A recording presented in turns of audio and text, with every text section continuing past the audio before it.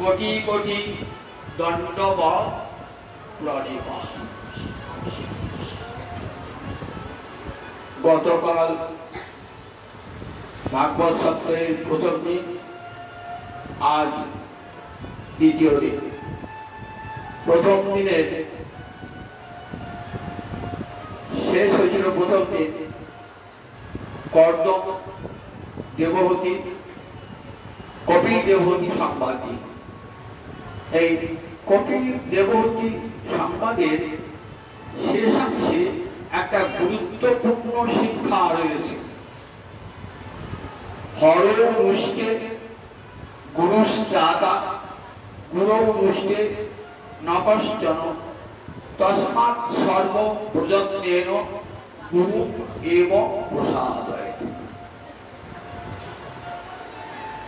কাহিনীগুলো তো আমরা শুনলেন, কাহিনী থেকে শিক্ষাগুলো কি সেগুলো গ্রহণ করতে হবে। কাহিনীগুলো থেকে কোন শিক্ষাগুলো গ্রহণ করব? জয় বিজয়ের কাহিনী শুনলেন, তাদের পতনের কথাও শুনলেন। কেন কেন তাদের পতনটাও হলো সেটা কালকে কিঞ্চিত আস্বাদন করেছি, কিন্তু একটু অসম্পূর্ণ থেকে গেছে। হর মুষ্টে গুরুস্তাতা গুরু মুষ্টে নকশ্চন তস্মাৎ সর্ব প্রযত্নেন গুরু এব প্রসাদ। আমরা বাংলা পয়ারে কি বলি?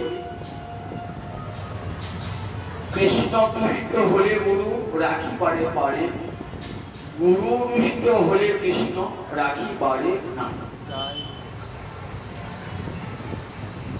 কৃষ্ণ যদি রুষ্ট হয় তাহলে কে রক্ষা করবে? গুরুদেব রক্ষা করবে। কিন্তু গুরুদেব যদি রুষ্ট হন তাহলে কৃষ্ণ তাকে রক্ষা করতে পারে না। তাই তস্মাৎ সর্ব প্রযত্নেন গুরু এবং প্রসাদে। তাই সর্বপ্রকার প্রযত্নে গুরুকে প্রসন্ন করবে। দেখবে আপনারা দেখবেন মহাপ্রভু সহদেব গোস্বামী পাদকে যখন 64টি ভক্তি অঙ্গের কথা শোনাচ্ছেন, তখন প্রথমেই বলছেন যে ভক্তি রাজ্যে প্রবেশ করতে হলে প্রথমেই গুরু চরণে শরণাগতি সর্বাগ্রে দরকার। গুরু চরণে শরণাগতি ছাড়া কখনো ভক্তি রাজ্যে প্রবেশ হয় না। সেই যে গুরুদেব কৃপা করে আমার বিমল জ্ঞান দিয়েছেন, দিয়তে বিমলম জ্ঞানম ক্ষীয়তে পাপ পদ্ধতি। দীক্ষা শব্দ অর্থই তাই, দিয়তে বিমলম জ্ঞানম ক্ষীয়তে পাপ পদ্ধতি। আমার অন্তরের সব অন্ধকার দূর করে দিয়ে বিমল জ্ঞানের আলোক জ্বালিয়ে দিয়েছেন তিনি। তার মতো মঙ্গলকামী জগতে আর কেউ নাই। সুতরাং সেই গুরু যদি অপ্রসন্ন হন তাহলে আমার ভক্তি রাজ্যে প্রবেশের পথ রুদ্ধ হয়ে যায়। যত বড় মানুষ হোক না কেন, সাধনের সিদ্ধি লাভ করুন না কেন, বৈকুণ্ঠের পার্শ্বগতি লাভ করুন না কেন, তথাপি যদি গুরুর প্রতি বিন্দু মাত্র অবহেলন থাকে তাহলে তার পতন হয়ে যায়। সেটি জয় বিজয়ের কাহিনীতে সনক, সনাতন, সনন্দন, সনৎকুমার এই চারজন জগতের আদি গুরু। আদি গুরু এই চারজন ব্রহ্মার মানস পুত্র। এদিকে বৈকুণ্ঠে ঢুকতে দেন না, কারণ দেহটা ছিল উলঙ্গ অনাবৃত। হাজার হাজার বয়স হয়েছে, কিন্তু দেখতে 5 বছরের বালকের মতো। জয় বিজয় বিতাড়িত করেছেন মা কমলা আছেন বলে, তাদের মহিমা জানতেন না। তার ফলে জয় আর বিজয়কে অসুর জনি পেতে হয়েছিল। যারা সাক্ষাৎ বৈকুণ্ঠের দাঁড়ি তাদেরও পতন হয়ে গেল গুরুর প্রতি অবজ্ঞা করার জন্য। গোবিন্দ রক্ষা করলেন না, কেন? তাহলে জগতের গুরুর মহিমা ঘোষিত হবে না বলে। গোবিন্দ চান জীব আগে গুরুর চরণে শরণাগত হোক। গুরু যস্য প্রসাদাৎ ভগবৎ প্রসাদ মানে কি? যার প্রসাদ, অর্থাৎ যিনি প্রসন্ন হলে ভগবান প্রসন্ন হন। আর তার যদি অপ্রসাদ হয়, যস্যা প্রসাদাৎ অপ্রসাদাৎ, গুরু যদি অপ্রসন্ন হন তাহলে কেউ আর প্রসন্ন হবে না, স্বয়ং ভগবান প্রসন্ন হবে। তাই এই শিক্ষাটি দিয়ে গেলেন আমাদের ভাগবত, যে সর্বাগ্রে গুরুচরণে শরণাগতি। আর একটি শিক্ষা দিলেন কবি, যে শুদ্ধা ভক্তি কি বস্তু। এই শুদ্ধা ভক্তিতে যদি ভজন হয় তাহলে এক জন্মেই সিদ্ধি লাভ হয়ে যাবে, বহু জন্ম ভুগতে হবে না। চতুর্থ স্কন্ধে তার পরিচয় দিয়েছে, প্রমাণ দিয়েছে। শুদ্ধা ভক্তি, শুদ্ধ ভক্তি কখন শুদ্ধ হয়? যখন ভক্তিতে আর অন্য কোনো অভিলাষ থাকে না।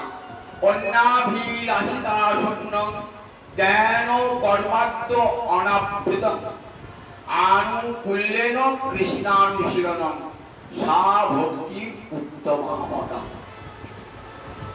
কৃষ্ণ প্রাপ্তি ছাড়া আর অন্য কোনো অভিলাষ থাকবে না।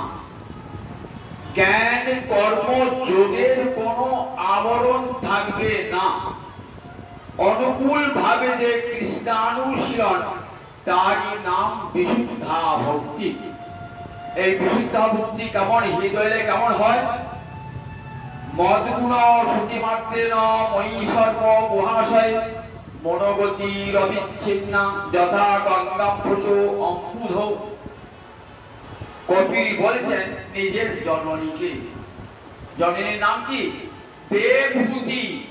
দেবহূতি মনুকন্যা দেবহূতি। দেবহূতি কে বলছেন যে মা, মদ্গুণ শ্রুতি মাত্রেণ, আমার কথা শোনা মাত্রই, মদ্গুণ শ্রুতি মাত্রেণ মই আমাতে, যে আমি সর্বগুহাশয়, সমস্ত জীবের হৃদয় গুহায় আছি অন্তর্যামী রূপে।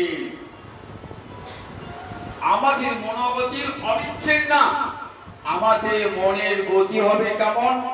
কোন বিচ্ছিন্নতা আসবে না, অবিচ্ছিন্ন গতি। একটা উদাহরণ দিলে কেমন? যথা গঙ্গাম্বুষ অম্বুধ। অম্বুষ মানে জল, গঙ্গাম্বুষ মানে গঙ্গার জল, অম্বুধি মানে সমুদ্র। গঙ্গার জল যেমন দ্রুত গতিতে, নিরবচ্ছিন্ন গতিতে, অনবচ্ছিন্ন গতিতে গিয়ে সমুদ্রে পড়ে, তেমনি মনের গতি যখন আমার দিকে সম্পূর্ণরূপে প্রবাহিত হবে, সংসারে নয়, পত্নীতে নয়, পুত্রে নয়, যশে নয়, প্রতিষ্ঠায় নয়, বিদ্যে নয়, আমার কথা শোনা মাত্রই আমাতে সর্বভাষায় আমি, আমাতে যে মনের অবিচ্ছিন্ন গতি, সেই অবিচ্ছিন্ন গতির নামই হলো নির্গুণা হরিভক্তি। এই হরিভক্তি যদি থাকে তাহলে এক জন্মেই সিদ্ধি লাভ হয়ে যায়। তার উদাহরণ, তার প্রমাণ দেখালেন চতুর্থ স্কন্ধে ধ্রুবের উপাখ্যানে। ধ্রুব অন্যান্য পুরাণে আমরা দেখেছি, ধ্রুব কিন্তু বহু জন্ম তপস্যা করে তবে কৃষ্ণ ভক্তি লাভ করেছিলেন, কৃষ্ণ চরণ প্রাপ্তি ঘটেছিল। কিন্তু ভাগবত দেখলেন না, নির্গুণা হরিভক্তি যদি যদি উপযুক্ত ভাবে নির্গুণা হরিভক্তি সাধন করা হয় তাহলে এই এক জন্মেই গোবিন্দ চরণ প্রাপ্তি ঘটে যায়। ধ্রুব 6টি মাস গোবিন্দ ভজন করেছিলেন গুরুর উপদেশে। দেখো, গুরু ছাড়া যে গোবিন্দ ভজন হবে না সেটাও দেখালেন শ্রীমদ ভাগবত ধ্রুবের উপাখ্যানে। যে আগে ধ্রুব 5 বছরের বালক ধ্রুব তো তাকে বিমাতা কটু বাক্য বলেছে তুই অভাগিনীর গর্ভে জন্মগ্রহণ করেছিস, সুতরাং পিতৃক্রোড়ে বসবার অধিকার তোর নাই, বাবার কোলে চাপবার অধিকার তোর নাই। এ কথা শুনে ধ্রুব কাঁদতে কাঁদতে চলে এসেছে নিজের মায়ের কাছে। মা বললেন, ধ্রুব কাঁদিস না, বিমাতা ঠিকই বলেছে, আমি তো পতি পরিত্যক্তা, যে পত্নী পতি পরিত্যক্তা হয় সে তো অভাগিনী বটে, তুই অভাগিনীর পুত্র হয়ে জন্মেছিস, সুতরাং তোর জীবনে তো দুঃখ আসবে। শোন বাবা, সমস্ত দুঃখের মোচন হবে ওই ক্লেশ নাশক ভগবান শ্রীহরির চরণ শরণ করলে পারে। প্রণত ক্লেশ নাশায় গোবিন্দায় নমো নমঃ, কৃষ্ণায় বাসুদেবায় হরয়ে পরমাত্মনে। প্রণত ক্লেশ নাশক মানে প্রণত জনের ক্লেশ তিনি নাশ করে দেন। এই যে গোবিন্দার নাম কি? ক্লেশ হরণ করে কর্ণবর্তার নাম কেশব। বলে ওই গোবিন্দ আরাধন অধঃসদ পাদ পদ্মম। বললেন, দেখো পুত্র, যদি কল্যাণ পেতে চাও তাহলে গোবিন্দ চরণ আরাধনা করো। এই মায়ের বাক্য, গুরু বাক্য। ছুটে চলে গেলেন কোথায়? 5 বছরের ধ্রুব মধুর বনঙ্গত। মধুবনে, এখনো বৃন্দাবনে গেলে মধুবন দেখতে হবে, ধ্রুবের তপস্যা ক্ষেত্র দেখতে হবে। 5 বছরের ছেলে তপস্যা করছে, কিন্তু কানে তো মন্ত্র হয় নাই। গোবিন্দ আসছেন না, আসতে পারছেন না। নারদকে পাঠিয়ে, যাও নারদ, আমি যাব কি করে? ওর মনের ময়লা তো এখনো ঘোচে নাই। গুরুদেব কৃপা করে মনের অন্ধকার দূর করে দেবেন, চিত্তটা নির্মল হবে, তবে আমি দেখা দেব। দেখেছেন, ভগবানই পাঠিয়ে নারদকে। দেবর্ষি নারদ এসে শিষ্যকে পরীক্ষা করছেন। গুরুদেব বললে কিন্তু শিষ্যকে দীক্ষা দান করবেন না। গুরুর যেমন যোগ্যতা থাকা চাই, শিষ্যের তেমনি যোগ্যতা থাকা চাই। দেখবেন হরিভক্তি বিলাসে দেওয়া আছে, গুরুর যেমন যোগ্যতা শিষ্যেরও তেমনি যোগ্যতা থাকা চাই। গুরু বিচার করবেন শিষ্যকে, শিষ্য বিচার করবেন গুরুকে, তবেই গুরু পদের শিষ্য স্নেহং সাধিমাং তাং প্রপন্ন। আমি তোমার শিষ্য হলাম, আমি তোমার চরণে প্রপন্ন হলাম। দেবর্ষি পরীক্ষা করছেন, 5 বছরের ছেলে, তুমি ক্ষত্রিয় সন্তান, তুমি যুদ্ধ করে পৃথ্বী সিংহাসন নেবে, কেন তুমি তপস্যা করছো? তপস্যা ব্রাহ্মণের কাজ, তুমি কেন তপস্যা করবে? বলেন, আমার মা বলেছে খেলাধুলো করো না, খেলাধুলো করবো না। আমার মা বলেছেন তপস্যা করতে, গোবিন্দ চরণ, গোবিন্দ সাক্ষাৎকার হলে আমার সব ক্লেশ নাশ হবে। কিছুতেই ওই তপস্যা থেকে বিরত করতে পারলেন না। ঠিক যথার্থ শিষ্য, যথার্থ শিষ্য হবে। এইবার যাও যমুনায় চান করে এসো, আমি তোমাকে দীক্ষা দেব। যমুনায় চান করে এলেন, দীক্ষা দিলেন। 6 মাস জপ করো। কেমন কঠোর সাধনা দেখুন, কেমন ত্রিরাত্রন্তে কপিত্থ মধুরাসন।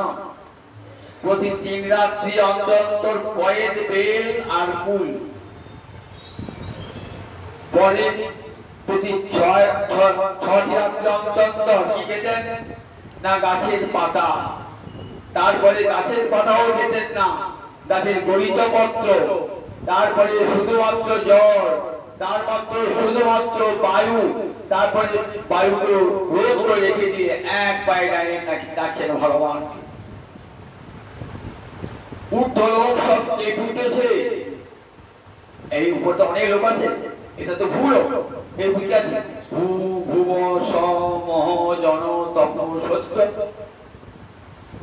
সত্যের পর আছে ব্রহ্মলোক, ব্রহ্মলোকের পর আছে বৈকুণ্ঠ, বৈকুণ্ঠের পর গোলোক। উপরে সপ্তলোক কেমন হয়েছে? টলে উঠেছে। একটা 5 বছরে 11টি ছেলে তার তপস্যায় দেবরাজ ইন্দ্রের সিংহাসন টলে উঠেছে, ব্রহ্মার ব্রহ্মলোক টলে উঠেছে। ভক্তির কেমন শক্তি দেখেছেন? জগতে জ্ঞানের এমন শক্তি নাই, যোগের এমন শক্তি নাই, তপস্যার এমন শক্তি নাই, কিন্তু কৃষ্ণ ভক্তির কি শক্তি দেখেছেন তো? ভক্তি মহারানী ব্রহ্মলোক টলে উঠেছে, দেবলোক টলে উঠেছে। স্বয়ং বৈকুণ্ঠপতি ভগবান নারায়ণ পর্যন্ত ভাবছেন এবার আমাকে যেতেই হবে, ধ্রুব আমাকে না পেয়ে ছাড়বে না। ভগবান এলেন ধ্রুবের কাছে। মধুর বনঙ্গত সবৃত্ত দিলীষয়া, একটা শিক্ষা পেয়ে গেলাম। জগতে জ্ঞানীকে ভগবান দেখা দিতে আসেন না, যোগীকে ভগবান দেখা দিতে আসেন না, যে যজ্ঞ করছে আহুতি ঢালছে তাকেও ভগবান দেখা দিতে আসেন না, বেদ পাঠ করছে তাকেও দেখা দিতে ভগবান আসেন না, কিন্তু নয়ন জলে মুখ ভাসে যে গোবিন্দ ভজন করছে তাকে দেখা যেতে ভগবান আসেন না। মধুর বনঙ্গত সবৃত্ত দিলীষয়া, কেমন ভাগবতের বাণী শুনুন, অভিনব বাণী। কোন পুরাণ, কোন রামায়ণ মহাভারতের কথা শোনার নাই, শ্রীমদ ভাগবত শুনে এত আদর। গৃহে গৃহে গোবিন্দ ভগবানের মন্দিরে, দেবালয়ে, আশ্রমে, মঠে সর্বত্র ভাগবত পাঠ হয়। এত বড় মহিমা জগতে আর কোন শাস্ত্রের নাই। দিদীক্ষা মানে দেখবার ইচ্ছা, দিদীক্ষা কাকে বলে? দ্রষ্টুম ইচ্ছা, দিদীক্ষা। দেখবার ইচ্ছাকে বলে দিদীক্ষা। তখন দেখে ইচ্ছা লাগে, আমি যদি কাউকে ভালোবাসেন না তখন তাকে দেখবার ইচ্ছা লাগে না? তাহলে ভগবান ভক্তকে কত ভালোবাসেন, যাকে দেখবার জন্য ভগবান গোলক বিহারী, বৈকুণ্ঠ বিহারী, তিনি চলে এলেন ধ্রুবের কাছে। ধ্রুবের কাছে চলে এলেন মধুর বন। ধ্রুব তো 6 মাস গুরুদেব বলে গেছেন, গুরু বাক্যে অটল বিশ্বাস, ফল ফলবে ফলবে, গুরু বাক্যে অটল বিশ্বাস। হৃদয় মাঝে দেখা দিয়েছেন শঙ্খ চক্র গদা পদ্মধারী ভগবান শ্রীহরি। নয়ন মুদ্রিত করে অন্তশ্চক্ষুতে দেখছেন সে অপূর্ব রূপ। গোবিন্দ এসে দাঁড়িয়েছেন শঙ্খ চক্র গদা পদ্ম হাতে। কই, ধ্রুব তো আমাকে দেখছে না, ধ্রুব তো আমাকে দেখছে না। তোমাকে দেখবে কি করে ঠাকুর? তুমি যে ভিতরে রয়েছো, তোমার তো দুটো মূর্তি, ভিতরে একটা মূর্তি, বাইরে একটা মূর্তি। ওই ভিতরের মূর্তি দেখেই ধ্রুব আর জগতের দিকে তাকাবে না। তার এখন উপায় কি? ঠাকুর তোমার ভিতরের মূর্তিটা অদৃশ্য করে দাও, অন্তর্ধান করে দাও। তখনই ধ্রুব চোখ মেলে তাকাবেন, কোথায় গেল আমার অন্তরের হরি। ভগবান অন্তরিত হলেন হৃদয়। ধ্রুব ভাবছেন কোথায় গেল, যাকে দেখলাম হৃদয়ের মাঝে, কোথায় গেল, কোথায় গেল? নয়ন বলেছেন, আমার নয়ন সমুখে আমার ধ্যানের ধন দাঁড়িয়ে আছে। লেখাপড়া শেখে নাই, 5 বছরের ছেলে, অন্তরে ইচ্ছা ভগবানকে স্তব করবেন। কিছুই তো লেখাপড়া জানেন নাই, অতই করেন নাই, কি করে স্তব করবে? কৃষ্ণ ইচ্ছায় কি না হয় বলুন তো? মুখং করতি বাচালং পঙ্গং লঙ্ঘয়তি গিরিম যৎকৃপাতমহং বন্দে পরমানন্দ মাধব।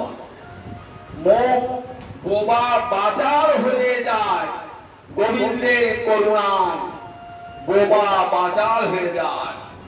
গোবিন্দ কি করলেন? গোবিন্দ যে শাক থাকে, ওই নাদ ব্রহ্ম শঙ্খ থাকে না, শঙ্খ নাদ ব্রহ্ম, ওই ধ্বনি হইতে সব বর্ণমালার সৃষ্টি। শাক বাজান না, নাদ ব্রহ্ম, যত দূর এই শাকের ধ্বনি যাবে তত দূর সব অঙ্গ দূর হতে হতে যাবে। ধূপের গন্ধ সে ঠিকিয়ে দিলেন, যেই ধূপের গন্ধ সে ঠিকিয়ে দিয়েছেন না, অপূর্ব স্তব করছেন। ধ্রুব কি নেবে বলো? কিছুই নেব না, নেবার জন্য তো এসেছিলেন। কি জন্য এসেছিলেন? ধ্রুব, যে আমার পিতা উত্তানপাদ যে সিংহাসন পান্নায়, আমার পিতামহ মনু যে সিংহাসন পান্নায়, আমার প্রপিতামহ ব্রহ্মা যে সিংহাসন পান্নায়, আমি সেই সিংহাসন যেন লাভ করতে পারি। তা না, তোমার শব্দবাজি এসেছি। বলছে না না প্রভু, কৃতার্থী পরম যা আছে, আমি কৃতকৃতার্থ হয়েছি।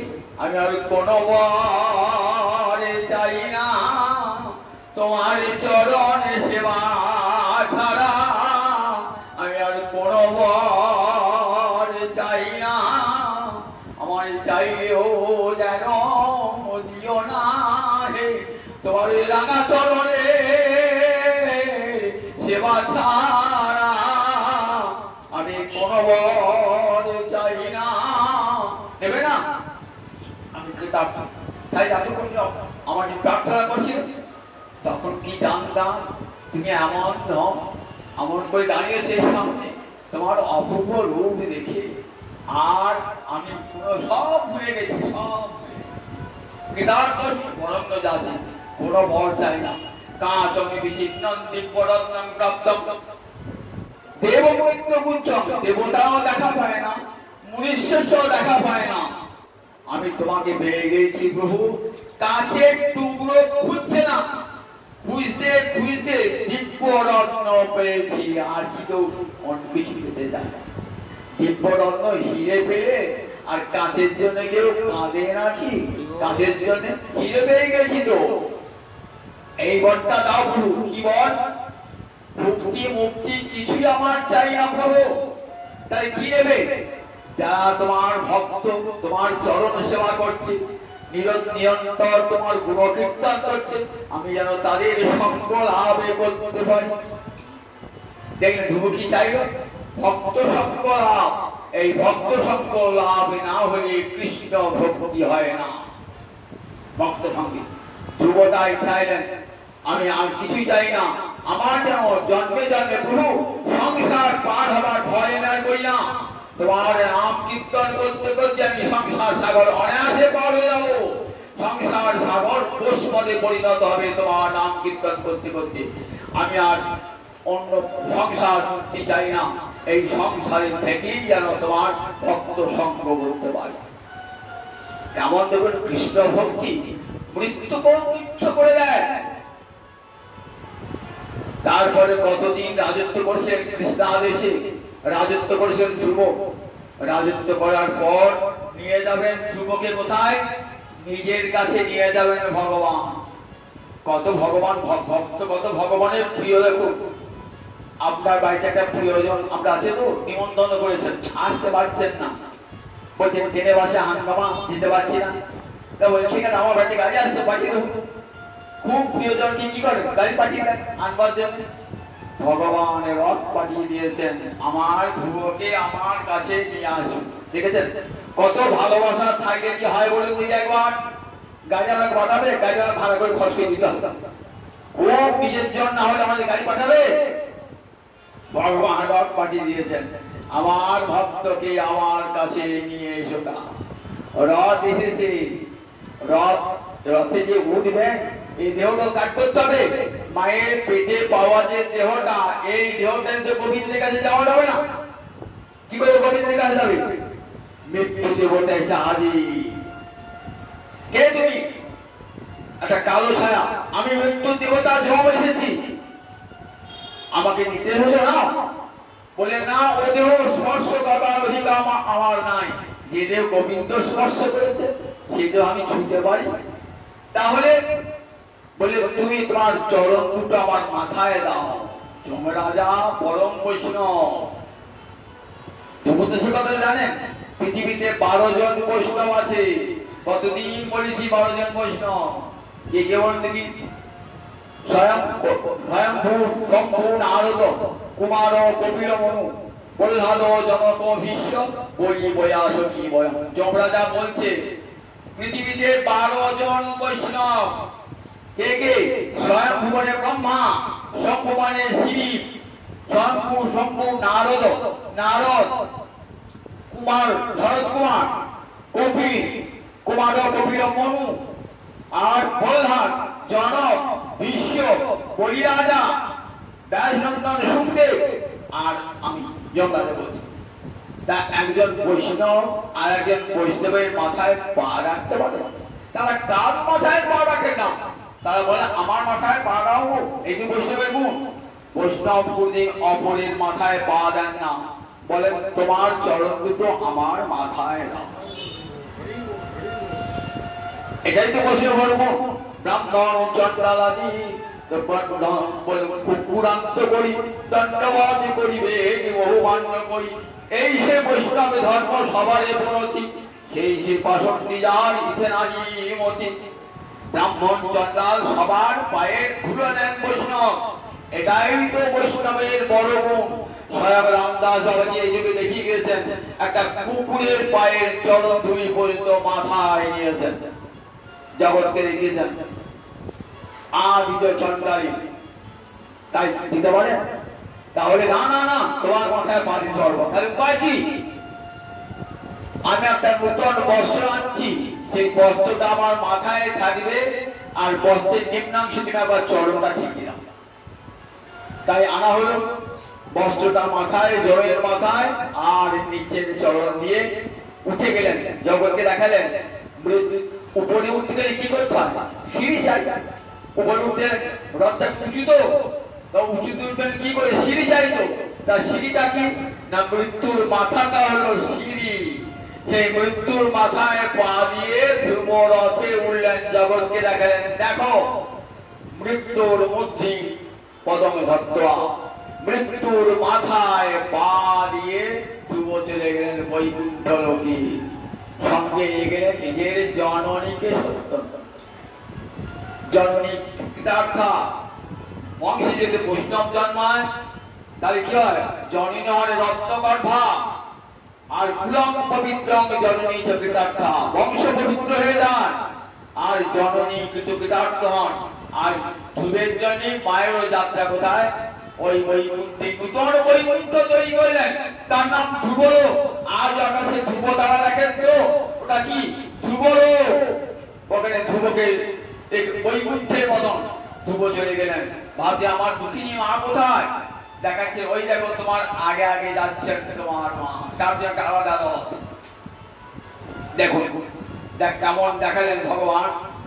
দেখো শ্রীমদ ভাগবত দেখালেন, দেখো ভক্তিতে কিনা হয় এক জন্মে 6টি মাস তপস্যা করে ধ্রুব সিদ্ধি লাভ হল, গুরুপাদ পদ্ম আশ্রয় করে চলে গেলেন বৈকুণ্ঠে।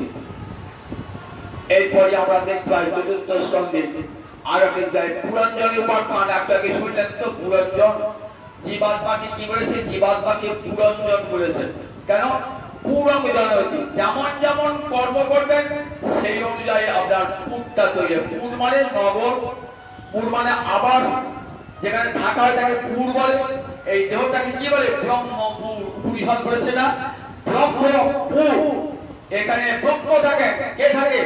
জগতে অন্তর্যামী পরমাত্মা ব্রহ্ম এই দেহ মাঝে রয়েছে। তাই আপন বড় ফলে পাখির দেহটাও ব্রহ্মপুর, হাতির দেহটাও ব্রহ্মপুর, কুকুরের দেহটাও ব্রহ্মপুর, কারণ সবই ব্রহ্ম রয়েছে। দুই রূপ আছে, জীবাত্মা এবং পরমাত্মা দুই রূপে রয়েছেন। পরমাত্মা রয়েছেন পিছন দিকে, আর সামনে আছে ভোগের জগৎ। জীবাত্মার মুখটা পিছন দিকে ঘোরে না, কোন দিকে ঘোরে? সামনের দিকে। স্ত্রী পুত্র ঘর সংসারের দিকে, ভোগের দিকে ছুটছে। আর পিছনে আছেন ভগবান, দেখতে পায় না। কে দেখিয়ে দেন? সাধু গুরু বৈষ্ণব এসে দেখিয়ে দেন। একবার পিছন ফিরে তাকাও, দেখো একটা পাখি রয়েছে, পরমাত্মা পাখি, তাকে দেখো, দেখবি তুমি মুক্তি লাভ করবে। দুষ্টম যদা পশ্যতি অন্নমিষং অশ্ব মহিমানমিতি বিদুষুব। যে সাধু গুরু বৈষ্ণবের সেবার ফলে পিছন দিকে তাকান, ভগবানের দিকে তাকান, পরমাত্মার দিকে তাকান, তখন এই জীবের কি হয়? জীবের উত্থায়ন ঘটে। তখন এই জীব ভজন করতে করতে উঠতে ওঠে, গুরু কৃপাতে উঠতে ওঠে। বলেন এই জীবাত্মা কি করে মায়ার কবলে কবলিত হয়ে যায়। ওদের শুনে একটা একটা ফুল খুঁজতে খুঁজতে কি হলো না হিমালয়ের কাছে দেখলাম সুন্দর বাড়ি, বিরাট অট্টালিকা, তার 9টা দ্বার আর 5 মাথা ওয়ালা একটা সাপ সেই বাড়িটার পাহারা দিচ্ছে, আর সেই বাগান একটা সুন্দরী নারী ফুল তুলছে। এই সব প্রাচীন বলি রাজাকে দেবর্ষি নারদ এই গল্পটা বলছেন। বলছে রাজা এই গল্পটা সত্যি নয়, এটা একটা রূপক, তোমাকে বোঝাবার জন্য এটা বলছি। রূপক কাকে বলে? যার ভিতরে একটা অর্থ, যার বাইরে একটা অর্থ। ভিতরে অর্থটাই আসল, বাইরে অর্থটা আসল না। দেখলেন একটা পুকুর, দেখলেন বাস্তবে ওদের জায়গা দেখলেন, সে বিশাল অট্টালিকা, সুন্দর ফুলের বাগান, সেখানে এক সুন্দরী রমণী, আর সেই বাড়িটাকে রক্ষা করছে কে? 5 মাথাওয়ালা একটা সাপ রক্ষা করছে, আর সেই বাড়িটার 9টা দ্বার। তাহলে এই বাড়িটা কি কোনটা? এই বাড়ি হলে এই দেহটা হলে বাড়ি, দেহটা হলো বাড়ি। 9টা দ্বার আছে, নবদ্বার, চক্ষু 2 চক্ষু, 2 কর্ণ, 2 নাসিকা, মুখ একটা, আর বলদ্বার, মুদ্রদ্বার, মোট 9টি দ্বার নবদ্বার। আর 5 পঞ্চপ্রাণ, প্রাণ, অপান, সমান, ব্যান, উদান, এই পঞ্চপ্রাণ হলো 5 মাথাওয়ালা সাপ। আর এই রমণীটিকে, রমণী হলো মায়া। ওই মায়ার কবলে কবলিত হয়ে আমি ভগবানকে ভুলেছি। শেষ পর্যন্ত কি হলো? ওই রমণীর কথা চিন্তা করতে করতে পুরঞ্জনের মৃত্যু হলো। পরজন্মে সে রমণী হয়ে জন্মালো। রমণী হয়ে জন্মালো, তার কৃষ্ণ ভক্তি যায় না। বিবাহ হলো এক রাজার সঙ্গে, ভক্ত রাজা ভজন করেন। একদিন রাজার মৃত্যু হলো, সহবরণে যাবেন বলে চিতা সাজিয়েছেন। এমন সময় সেই পরমাত্মার সখা এসেছেন, বলছেন কাঁদছো কেন তুমি? আমার স্বামীর জন্য। কে তোমার স্বামী? আমি তোমার পরম বন্ধু, আমাকে ভুলে গেছো? একবার তাকিয়ে দেখো, তুমি আমি 2 জন এক দেহ বৃক্ষে বাস করতাম, তুমি আমাকে ভুলে সংসারে মাতোয়ারা হলে, আর আজ কাঁদছো স্বামীর জন্য। কে তোমার স্বামী? কে তোমার পুত্র? কে তোমার কন্যা? আমি তোমার চিরদিনের সাথী, আমাকে ভুলেছ। তখন চৈতন্য হলো, তখন আবার পুরঞ্জন ভগবানের দিকে মুখ জগৎকে দেখালেন। গুরু কৃপায় সাধক যখন গুরু কৃপায় গোবিন্দমুখী হয়, তখনই জীবের মুক্তি হয়ে যায়। পুরঞ্জনের উপাখ্যা আছে। এরপরে শুনেছেন রাজর্ষি ভরত উপাখ্যান শুনেছেন। রাজর্ষি ভরত, দেখুন নাম রাজর্ষি, রাজা ছিলেন, পরে ঋষি হয়েছে রাজর্ষি। একান্ত একটা বড় শিক্ষা পেলাম। দেখুন রাজর্ষি, দেখুন কৃষ্ণ ভক্তি মানুষকে এমন উত্তুঙ্গ সীমায় নিয়ে যায়। সুদুষ্ট যোধান সুতান সুহিন্দাজ্জং হৃদিস্পৃশ জহং দিবৈব বলবৎ উত্তমসর বলালসম। বলছেন মহারাজ, তুমি জন্মিয়েছো তো ভরত বংশে জন্মিয়েছো। কাকে বলছে? মহারাজ পরীক্ষিতকে বলছেন, পরীক্ষিত জন্ম কোন বংশে? এই ভরতের বংশে জন্মিয়েছে। তুমি অভিশাপ পেয়েছো বলে আজ গঙ্গার তীরে এসেছো। আর তোমার প্রভু রাজর্ষি ভরত অভিশাপ পান নাই, কৃষ্ণ অনুরাগে এসেছিলেন, ভালোবেসে এসেছিলেন। আর সংসার ভালো লাগে না। কৃষ্ণ ভালোবাসা আর বিষয়ে ভালোবাসা দুটো কখনো একসঙ্গে থাকে না। ধীরে ধীরে যে কৃষ্ণ ভালোবাসায় বৃদ্ধি প্রাপ্ত হবে, দেখবেন তখন বিষয়ে ভালোবাসা দূরে চলে যাবে। আর যদি বিষয়ে ভালোবাসা বৃদ্ধি প্রাপ্ত হয়, কৃষ্ণ ভালোবাসা দূরে চলে যাবে। দুটো কখনো এক জায়গায় থাকতে পারে না। দেখুন রাজর্ষি ভরতের নাম রাজর্ষি। সুদুষ্ট যে দারু সুতান, যে পত্নীকে পুত্রকে ত্যাগ করা যায় না। কখন? বুড়ো বয়সে নয়, যুবক বয়সে ত্যাগ করলেন নিজের পত্নীকে, পুত্রকে, আত্মীয়কে, স্বজনকে। সুদুষ্ট যে দারু সুতান, তার মানে কি? পত্নী, শুধু মানে পুত্র, বন্ধু বান্ধব, রাজ্য হৃদয়কে স্পর্শ করে যারা। আমার ছেলেরা একটু কষ্ট হলে আমারও কষ্ট হয়, আমার স্ত্রী একটু কষ্ট হলে আমারও কষ্ট হয়। না হৃদয়কে স্পর্শ করে বলে আমার আত্মীয় স্বজন যারা তার কষ্ট পেলে আমার অন্তরে কষ্ট হয়। হৃদস্পৃশ, হৃদয়কে স্পর্শ করে। এদিকে ত্যাগ করলেন এক মুহূর্তে। মহারাজ পরীক্ষিত অবাক হয়ে শুনছেন। রাজা অবাক হচ্ছ? উত্তম শ্লোক বলে আলস। ভগবান গোবিন্দের যে ভালোবাসা, লালসা মানে ভালোবাসার চরম সীমা আসবে, তখন দেখবেন আপনা আপনি সব ঘর বাড়ি স্ত্রী পুত্র সব তুচ্ছাতি তুচ্ছ হয়ে যাবে। অত দূর যেতে হবে না। আমরা দেখেছি রূপসানাথের জীবনে, রঘুনাথ দাস গোস্বামী পদের জীবনে আমরা দেখেছি এত অর্থ বিত্ত যশ প্রতিষ্ঠা ঘরে সুন্দরী পত্নী পুত্র সব সোনার সংসার এক মুহূর্তে ফেলে গৌর চরণে আত্মসমর্পণ করেছেন। কৃষ্ণের ভালোবাসায় এমনই হয়। রাজর্ষি ভরত ঠিক এমনি করে গুরু চরণে সমর্পণ করে চলেন কোথায়? ভগবানের কাছে চলেন। কোথায় এলেন? গণ্ডকী নদীর তীরে পুরো ঋষির আশ্রমে ভজন করলেন। সেখানে একটা হরিণ শাবকের মায়া পড়ে গেলেন। দেখেছেন গল্পটাকে শুনলেন? আর গল্পটা বলছিলাম, হরিণ শাবকের মায়া পড়ে গেলেন। বললেন দয়া ভালোবাসে, কিন্তু যে দয়াটা হরিভক্তির বাধা সৃষ্টি করে সে দয়া কখনো করো না। ওটা দয়া নয়, মায়া এসেছিলেন দয়া রূপে। মায়া এসেছিলেন দয়া রূপে তাকে ভক্তি ভ্রষ্ট করবার জন্য। কি রাজস্বী ভক্ত ভক্তি ভ্রষ্ট হন না? জগৎকে শিক্ষা দেওয়ার জন্য যে হরি ভজতে গিয়ে যেন হরিণ ভজে ফেলো না, মনে হরিণ চিন্তায় রাখো। হরিণ চিন্তা করতে করতে বড় জন্মে হরিণ হয়েছিলেন, কিন্তু হরি ভক্তি যায় নাই। রাজর্ষি ভারতে কি করে বুঝে হরিণ যায় নাই? মুনিরা যখন শাস্ত্র পাঠ করতেন না, ওই হরিণটা পাশে বসে শুনত। মুনিদের গোবিন্দের ভোগ লাগানো প্রসাদ ফেলে দিত, সে উচ্ছিষ্ট খেত। এখানে বলা যায় অন্য হরিণের মতো তো নয়। এই হরিণটা মনে ভাবছেন যে আমি আমার কেন হরিণ জন্ম হয়েছে, হরিণের কথা চিন্তা করতে করতে প্রাণ পরিত্যাগ করে হরিণ হয়েছে। এবার কি করলেন? এবার নদীর জলে গলা ডুবিয়ে কৃষ্ণ চিন্তা করতে করতে প্রাণ পরিত্যাগ করলেন। পর জন্মে জড় ভরত হইলেন। জড় নন, কিন্তু জড় পাগলের মতো দেখাতেন, বোবার মতো জড়ন্মত্ত বিষাদ বধ। কেন? যাতে লোকে আমার সঙ্গে না মেশে, কথা না বলে। কথা হলো আসক্তির দাগ, তাই। আর কারুর সঙ্গে কথা বলবেন না, কারুর সঙ্গে মিশবেন না রাজর্ষি ভরত। কারুর সঙ্গে মিশবেন না রাজর্ষি ভরত, কথা বলবেন না। কথা হলো আসক্তির দাগ। দেখুন এই তিনজন তৃতীয় জন্মে রাজর্ষি ভরতের মুক্তি। তৃতীয় জন্মে রাজর্ষি ভরতে ভরত কি করলেন? ভরত যাচ্ছে রাজা রঘুবন। রাজা রঘুবন যাচ্ছেন গুরুগৃহে। গুরুকে যাচ্ছেন তো ভরত মাঠ পাহারা দিচ্ছে। ভাইরা শস্য লাগিয়েছে তো, পশুকে এসে রাত্ররা শস্য খেয়ে দেয়। ভাইরা বলছে দেখো ব্রহ্মজ্ঞানী ভরত তাকে খাবারগুলো মারতো। কি করেছেন?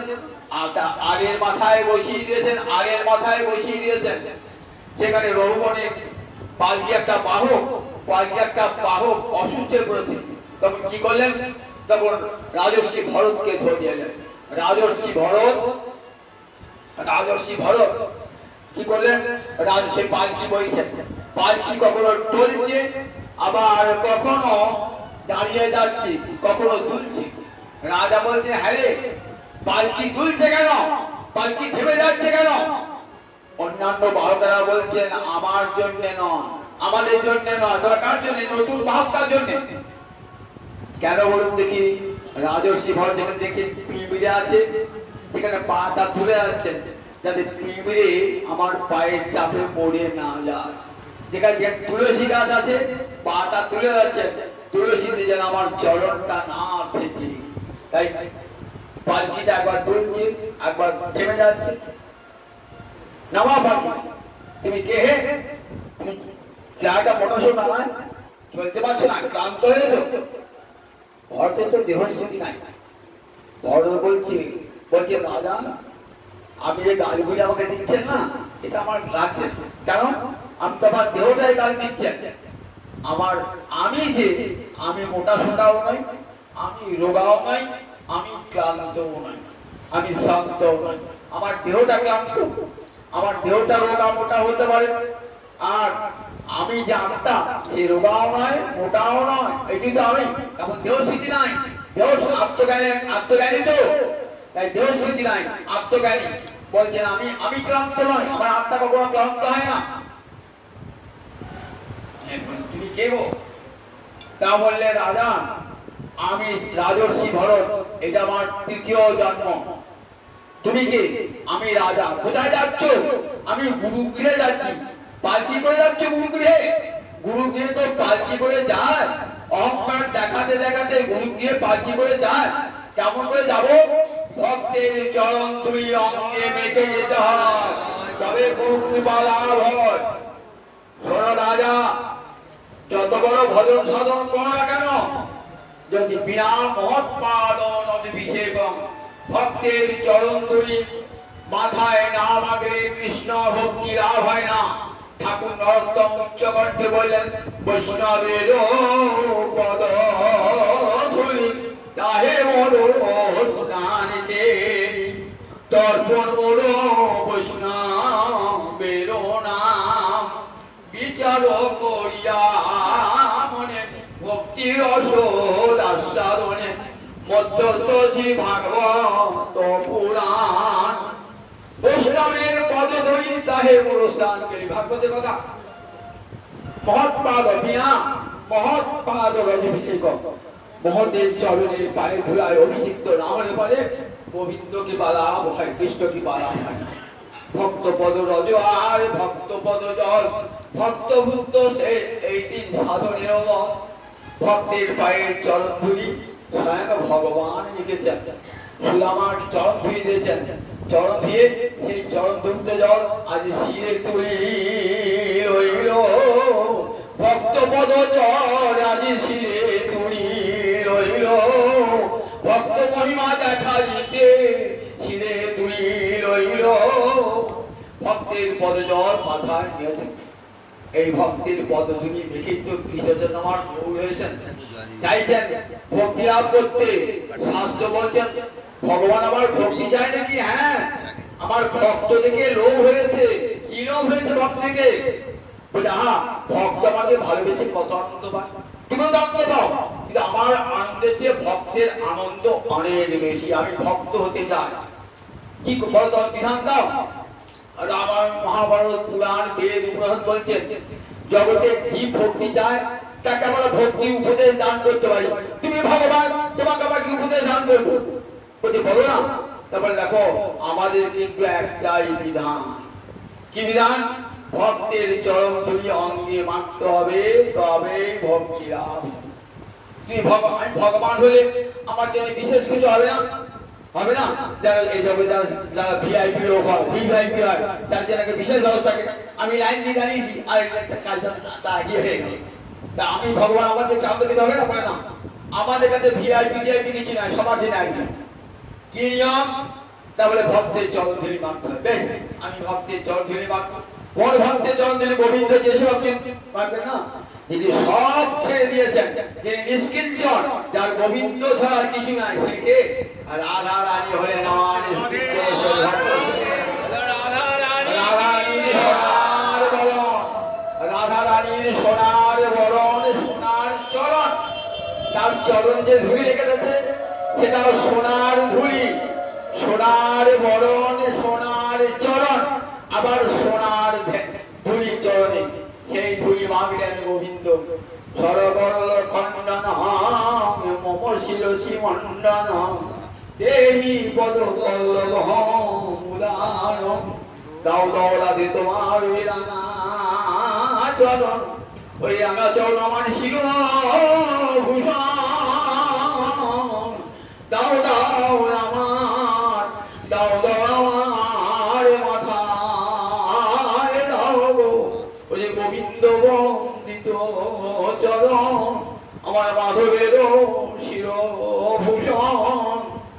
রাধারীর চরণের ধুলি, সোনার চরণের সোনার ধুলি মেখে কালো কৃষ্ণ আমার গৌর হরি হয়ে শ্যামের গঠন, রায়ের বরণ আমার গৌরাঙ্গ প্রেমধন। রায়ের বরণ, শ্যামের গঠন আমার গৌরাঙ্গ হরি রাধা রানীর প্রেমের শোধ করবার জন্য হরে কৃষ্ণ কৃষ্ণ কৃষ্ণ হরে হরে হরে রাম রাম রাম হরে হরে এই রায় ঋণ শোধ করবার জন্য এলেন। আবার আগামীকাল আর যে সময় হয়ে গেল আবার আগামীকাল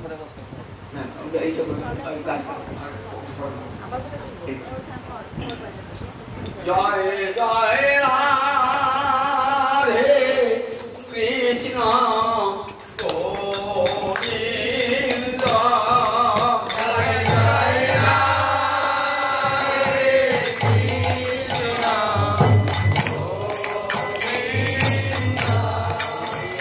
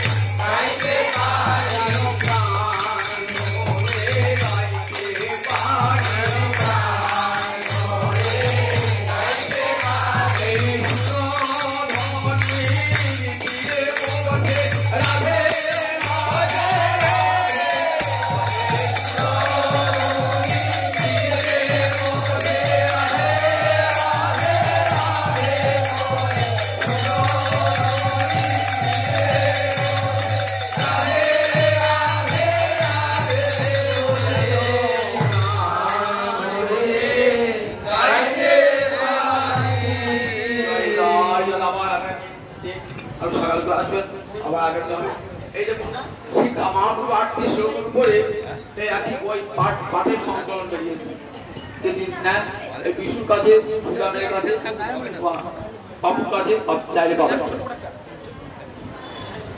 जय जय श्री भगवान महापुराण की जय श्री राधा रानी की राधा माधव की जगन्नाथ प्रभु की